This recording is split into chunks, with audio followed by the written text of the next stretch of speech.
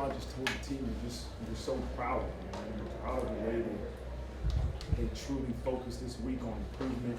It was a rough week, and everybody knows that, but they continue to battle. And then to win that game the way we did, it's not how you want it on the front end, right? You don't want it to come down to a 4th and 18 or whatever it was, but that's a sweet victory. Because what I told them last week is great teams find a way to win when it matters the most. They find a way to execute when it matters the most. And we were on the opposite side this week, right? We had a chance to execute and we did it. And I'm proud of this group. And there's a lot of cleanup. There's always a lot to clean up. But for those guys to keep battling, keep believing, is a great feeling to coach for them. So with that, I'll open up the question. Just go ahead and raise your hand if you've got a question. Tyler. Marcus, when you get the ball back, obviously on the 5-yard line, 95 yards to go, the way the offense is looking tonight, what are you thinking? And then obviously the way the drive transpired, how proud are you to see them take them? When Sam Hartman's your quarterback, you have a lot of faith, right? And he's been in those moments. He's not a first-time quarterback. The moment wasn't too big for him. And I don't want to just give credit to one person, but the plays he made on that series were huge. The ability to say, pull that ball down and run for it. I truly believe in my heart he learned from last week on the 4th and 1 when we thought we got it and we didn't. And there can't be a maybe in that situation. So I don't care if it's 4th and 1 or 4th and 18. If you're going to take off, you have to make sure you get the first down, and that's what he did. You really had to patch the receiver group together tonight. How much of an impact did that have, and do you think Duke eventually sort of just sat on the box and just waited for something else to happen? Yeah, I think, obviously with injuries to 3 guys now in that room, we didn't have much depth, and Braylon James is close. He's getting there, but he just wasn't ready today. And what you see over the course of the game, you can't rotate wideouts. They get tired. And so I'm so proud of the gutsy performance that they did have out there. For Rico to catch that 2-point conversion, and they continue to battle. But, yeah, we were thin, and we need those guys to get back for next week. Tim O'Malley. Coach, 2 players to single out that kept you in the game throughout. Howard Cross defensively and Mitchell Evans offensively. What did Evans do so especially for you when you hear the program options just weren't there today? I mean, these last 2 games, Mitchell Evans is making plays, man. And it's a reflection of the way he practices. He practices at a high level, and so what you see is you continuously practice at a high level. Those are going to be the things you do in a game. And so he's done a great job. He's a target. He's a threat for us, right? He's a guy, a playmaker that we can throw the ball to and believe he's going to make a play. Howard Cross played relentless, and we kind of challenged those guys that, hey, if you're going to be in there, we didn't roll as many D linemen last week. And what I challenge those guys, like, if you're going to be in there, we got to have relentless effort. And we got to keep rolling guys, keep them fresh. And Howard had a really good game. Jack. Marcus, with the offense struggling for a lot of that second half, what are you saying to that group when they get the ball 5? Win the interval. Win the interval. What happened before this play, before this series, does not matter. Like, we'll get the rest of that stuff cleaned up, right? And I said it right to him. I said, win the interval. And I heard a couple of them say it in the timeout, win the interval, just win this play. And that's what they ended up doing. Tom. Marcus, after last week's game and the last week was hard to process, how do you even begin to process what happened in the last minute of this one? Yeah. What we can't do is let the outcome, cloudy our eyes from the mistakes we've made, right? We have to make sure we're as aggressive in cleaning up our mistakes and attacking our mistakes and learning from them and realizing why we made those mistakes as we were last week, right? And sometimes the feeling of victory sometimes can make you say, oh, yeah, we know we should have did something different. But we continue to have to attack everything we do and figure out why we weren't as successful as we wanted to be. But also want to figure out, hey, what did we do in that last series to make sure that we finish this game with a victory? And that's something we'll do. Tyler in the back. Marcus, the decision to run Audric Estime that led to the touchdown, was that influenced at all by knowing that you could kick a field goal? Did you have confidence in Spencer Schrader to kick a field goal if needed, or was that drawn up to be a touchdown? No, we were drawing it up to really run the ball, get the clock down, call timeout, and kick the game-winning field goal. And it's a great coaching point because we practice that, that we probably should go down, right? And people, hey, don't take points off the board. You probably should go down right there at the 1 yard line, kick a 1 yard field goal, and well, obviously longer than 1 yard field goal, kick a field goal from the 1 yard line, and win the game that way. And so, great teaching opportunities. But man, I'm glad, he scored. I'm glad he scored, and I'm glad we won. Tim Priester. Coach, you had a bunch of pre-snap penalties.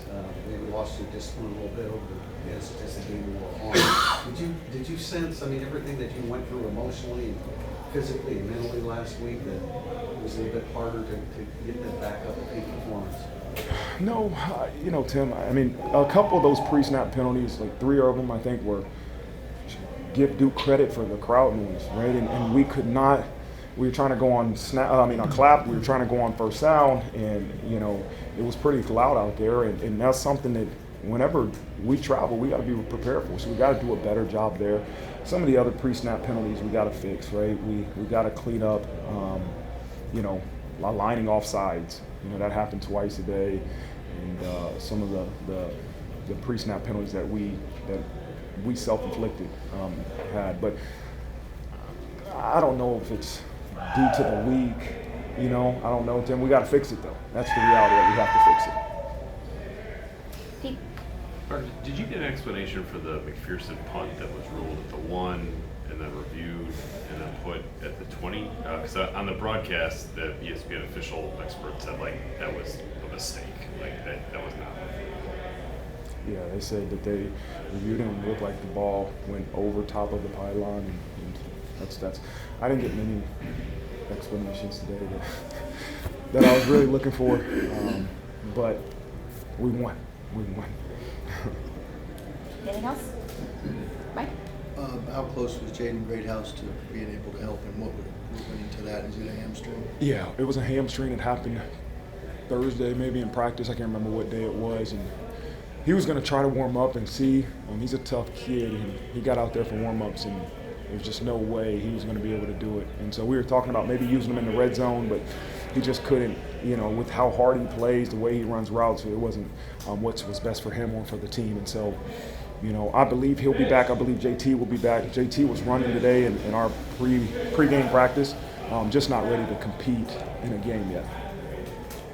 All right. Thank you very much, Coach. Thank you, guys. Appreciate it. And we will go right into questions for Sam. So please raise your hand if you've got one. Tim? Sam, on the 4th and 17 run, it looked like you actually did a couple pump fakes as you crossed the line. Did you realize you had to buy time? Was that my perception on your 17-yard run to gain? Shoot, you can make whatever. It was a lot of just run and shoot, and there's not a lot of good calls for 4th and that long, and it really just comes down to our defense. That play's great, and everyone's going to point to that as a game winner. But as we know last week, right, it's the defense has got to give us a chance to get the ball back and go down and score. And we battled, man. That's like everybody's going to be, it's Duke, but that D line's one of the best D lines in the country. When those guys, they better be in that locker room with their heads up high, because that was as tough as I played. And even up front, we were talking about it as we were walking off the field. That's a really good football team. They're going to go make a run in the ACC like they already are. I'm really just thinking about Riley. I know that kid's a hell of a player, and obviously don't know what he's going through, but have been there and just thinking about him and hope he's all right. In the second row. Sam. Oh, what's up, man? Good to see you. Local. Not many players get to visit a stadium 3 times in their college career. What were you feeling walking out onto that field, making the long walk from the visiting locker room and getting to walk out a winner? It's cool for me because this is one of the last places I saw my oldest brother. One of the last time I saw him play back in circa 2014, Duke played Elon, and that was we have a picture, which reminds me to get a picture. Just standing out there, and it's a lot of emotions that you can feel, and I just feel so grateful for this team. Right, we battled all night, and the defense, man. I coach Golden. I just want to, buy him a Ferrari or something if I could, because he kept us in this game, and that defense just played their hearts out and gave us that chance. And obviously the last play of the game to get the stop, and just surreal. So proud. These games aren't easy to win. To go on the road against a really tough ACC opponent, just super happy and super happy to going home with the dub. And really quickly, what did you say to Riley? Just thinking about him, man. There's nothing I can say that's going to change the way he feels. You know, it's going to be a long week, and hopefully, you know, anything that he had happen to him injury-wise is minor. And just again, like I don't know what he's feeling, but I've been there, and it's a dark place you can go to. And he's played a hell of a game. He's a hell of a player. He's got to keep going. Sam, pooch punt, you're at your own 5-yard line 2.5 minutes ago. What kind of conversation, if any, was there on the sideline when you went out there, and what was the attitude like? I mean, it's like every 2-minute drive. I mean, you have the utmost confidence that you're going to get it done. And I think one thing that's great is playing our defense, how they're really good at 2-minute defense, and they're something that we've had to battle against them a lot. And we go against them. We do a 2-minute drill every week. And, like, frankly, we don't usually get down there and score or do anything very well. And so to get down there and execute, we had all the confidence in the world. And I knew, I mean, we're a little limited on receivers right now, and those guys had to just play the entire game. And it's just a freaking resilient mindset. And then Coach said that he wanted Audric to take a knee there at the 1-yard line and kick the field goal right at the clock. Were you glad to see him get in the end zone? Yeah, it was really fun. I was yelling and screaming, so I didn't know. It was great. Yeah, touchdowns were awesome. Well, our last one. Sam, to go from the emotions of how it ended last week to how it ended this week, like how do you kind of take them? It's a great question. It's you're all the excitement, adjectives, and feelings that you can think of and fathom running off that field, and our crowd, how they travel, and our fans and how they supported us down here is incredible, and it's always appreciative, and it helped us win that game. And I think those moments are very few and fleeting. You only get 12, and if you're lucky you win some of those or you win most of those, and then the other ones are heartbreaking. And just like you said, last week was heartbreaking, and to come back and show resilience and it's really Coach Free. I mean, his messaging never changes. You don't feel like, oh, because we lost, he doesn't like us. He lost because like this and that. It was he took the blame, and we all took the blame, took a look in the mirror, came out here and executed. Go Irish! Yeah, appreciate you guys. Cheers. All Great. right, we'll go right into questions with Howard as well. So go ahead and raise your hand. We'll start with Jack. Howard, can you take us through the last sack fumble, and what's it like to finally recover a fumble and for it to be in that situation? I mean, it's ecstatic. There's really no other feeling like it. That's what every guy in my position chases, is that feeling of everybody looking at you, everybody's so proud of what you've done, and it just goes to show that what we've worked on. I couldn't have done what I've done. It was a stunt, so I couldn't have done what I did without the rest of my D-line. So. How did the first half unfold, and what was the vibe at halftime? I would imagine there had to be something like, it's 10-0. Like, did it feel like the game should have been farther apart than it was? I mean, it was a game. I mean, they're doing great this season, right? They're a great team, so it's not shocking that it's that close. Every team has a chance to beat another. Every good team has a chance to beat any team, and if you're playing another good team, it just comes down to who makes the least amount of mistakes. So. Howard, you're playing a lot of snaps. How do you have the stamina to be in a position like that? I'm not going to lie to you, because I'm actually not going to touch anything. I have a really bad sinus infection, so I have no idea. There are like 3 or 4 plays where like I can't breathe, and I don't know what's going on. But I just kept going. I looked at my dad in the stands, which I do every game, and obviously you just keep moving. If you want to feel better, run it out. So. Any other questions? How important is it for the defense to play the way it did today in a game like this, where you're undermanned on offense, and obviously it's a tough environment to play in, but it seems like you guys were just keeping you guys in the game? I mean, it's everything. I mean, that's how great defenses are made, right? When the chips are down and you don't really know what's going to happen, what are you going to do with the hand that you have? So we went out, we played our hearts out, and when it mattered, we made the stop. And our last one, Mike. What was it like chasing Riley Leonard around, and how did you guys largely contain him? I mean, like with any running quarterback, because I'm sure we're going to see a lot for the rest of the season. I mean, we practiced all week. He will take off, so make sure you see, like, if you're going a certain way, this gap's open, he's probably going to take off. So we just emphasized that, and then during the game, there's just nowhere for him to go because we had eyes on wherever he could have gone. So. Thanks, Howard. Feel better. Weird. Any questions, Rich? Pete? Obviously, you guys are down receivers tonight. How does that change mentality, what you feel like you need to do to sort of help the offense keep going?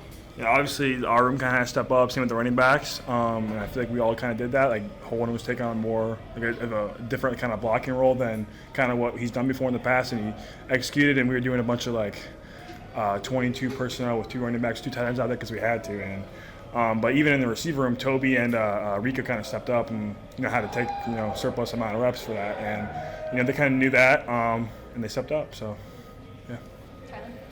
Is this one-handed catch, if that's what you want to call it, better than last week's? I don't even know. I was, again, not expecting it because I was doing like my reset turn. It was there. I don't even really know what happened. I think, did he tip it? I don't even know. Did he tip it, or did I tip it? Or Yourself. I did that? Wow. Okay. Well, I should have caught it first time then. But I don't know. Yeah, I guess maybe because. And an even bigger catch is probably the one on 3rd and 10 on that last drive. Mm-hmm.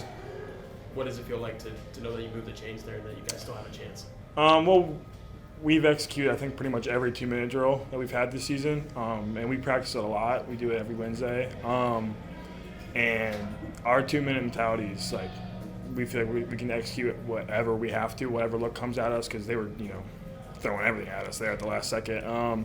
But we didn't panic, we didn't flinch, we weren't scared, we didn't back down.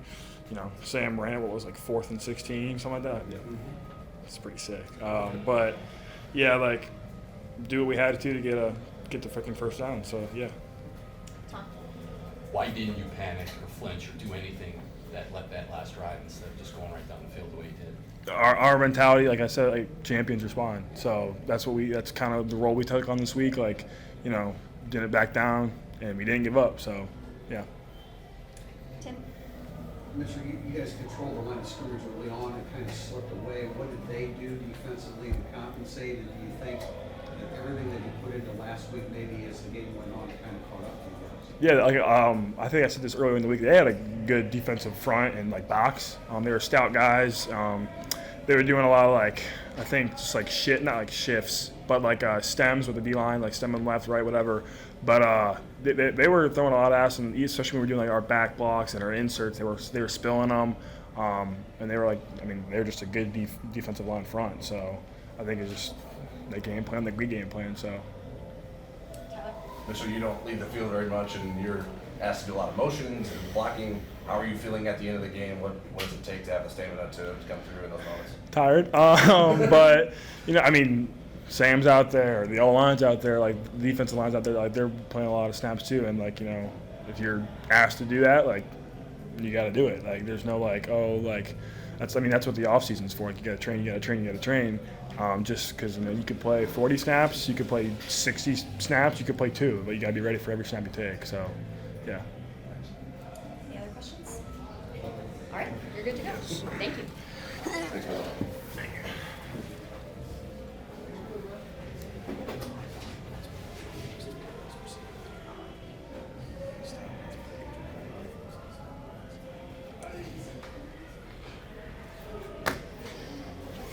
Take a seat. And we'll go right into questions again. If you've got any questions, please go ahead and raise your hand. Tyler? How you doing? Good, man. Marcus was just in here and he said, should have went down on the 1-yard line. Were you even thinking about that in the moment, though? Not gonna lie, I wasn't. Yeah, I just saw it. I just saw the opportunity and I took it. Got the job done anyway. Obviously, how did it feel to run that one in? Yeah, it felt great. That was just a result of the whole offense just staying down until we come up, and we knew it was gonna be a 4-quarter battle, and we just hit it when we needed it and when it mattered the most. Tyler? Audric, the lanes hadn't opened up much like that all night long. Did you have any expectation that play could spring for a touchdown? Yeah, honestly, we knew that we had them. We knew that something was going to pop. We just had to stay strong, honestly. We knew it was going to be a 4th-quarter game. We knew it was going to come down to the end. And we just executed the offensive line, blocked perfectly, and I just saw the lane and I hit it. Jack? Audric, what can you say about your defense keeping you in that game and how across the third specifically that you're going to have?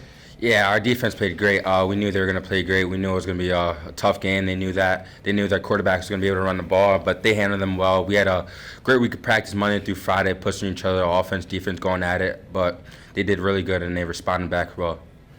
Tim? Audric, with the receivers that were out, how was the game plan adjusted going in tonight? Yeah, so we just needed some guys to step up, young guys to step up. We knew we were going to be in more 11, 12 personnel, but that was a challenge that me and the rest of the running backs were willing to take on, and that's what we did. In the back. Where did that touchdown rank for you in terms of football memories? I'm not gonna lie, I never put a game out like that. Like I never scored with a couple of seconds to go, so I think that'll be one right now, honestly. Tyler.